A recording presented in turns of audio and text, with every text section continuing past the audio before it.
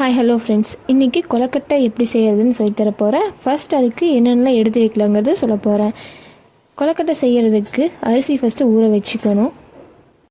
நம்ம காஃபி குடிப்போம் இல்லையா, சின்ன டம்ளர், அந்த சின்ன டம்ளர் கணக்கு வச்சுட்டாவே போதும். ஒரு டம்ளருக்கு 2 பேர் சாப்பிட்லாம், 2 டம்ளர் 4 பேர் தாராளமாக சாப்பிட்லாம். நம்ம கழுவி எடுத்துக்கிற அரிசி ஒரு 2 ஹவர்ஸ் நல்லா ஊறட்டும். இப்போ 2 மணி நேரத்துக்கு அப்புறம் பார்க்கலாம், அரிசி நல்லா ஊறிடுச்சு. இப்போ என்ன பண்ணணுன்னா, அந்த ஊறின அரிசியை தூக்கி ஒரு ஜாருக்கு மாற்றி நல்லா கொரன்னு அரைச்சி எடுத்துக்கணும். நைஸாக அரைக்கக்கூடாது. கொலக்கட்டை பண்ணுறதுக்கு இந்த பொருள் இருந்தால் மட்டும் போதும். கடுகு, கருவேப்பில், உளுந்தம்பருப்பு, கடலைப்பருப்பு, வெங்காயம் அந்த மாதிரி இருந்தால் மட்டும் போதும். பச்சை மிளகாய் நாங்கள் போடல, ஏன்னா எங்கள் பாப்பா அது சாப்பிட மாட்டா. அவள் கொலக்கட்டை சாப்பிட்றாங்காட்டி நாங்கள் பச்சை மிளகா அவாய்ட் பண்ணிட்டு நீங்கள் போட்டுக்கலாம். இப்போ இங்கே இருக்கிற பொருளெல்லாம் இதில் ஆட் பண்ணி நல்லா வணக்கி எடுத்துக்கணும். வெங்காயம் நன்றாக வதங்கியதும் தேங்காயை போடணும்.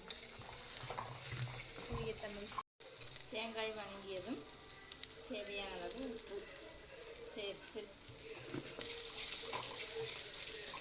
அரைத்து வைத்த மாவை ஊற்றவும். நம்ம அரைச்ச மாவு இதில் ஊற்றும் போது நல்லா கெட்டியாயிரும். நம்ம கைவிடாமல் நல்லா கிளறிட்டே இருக்கணும். மாவு நல்லா ரவை மாதிரி ஆயிரும், நல்லா கெட்டியாயிரும். நம்ம கைவிடாமல் நல்லா அடி பிடிக்காமல் நல்லா கிளறிட்டே இருக்கணும். அவ்வளோதான். இப்போ நம்ம ஸ்டவ் ஆன் பண்ணிவிட்டு இட்லி குண்டா வச்சுக்கலாம். இட்லி வைக்கிற மாதிரியே தான்.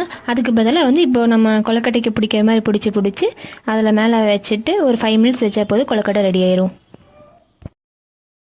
ஒன்றுக்கு மேலே ஒன்று அமுத்தி வைக்காமல் மேலால் வச்சிங்கன்னா சீக்கிரம் வெந்துடும், சாஃப்டாகவும் இருக்கும். இப்போ மூடி வச்சுக்கலாம். 5 மினிட்ஸ் ஆயிடுச்சு. இப்போ ஓப்பன் பண்ணி பார்க்கலாம்.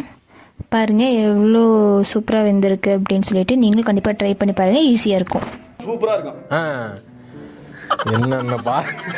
என்னென்ன சொல்கிறான் பாருங்க, கம்பி கட்டுற கதையெல்லாம் எடுத்து போடுறாங்க.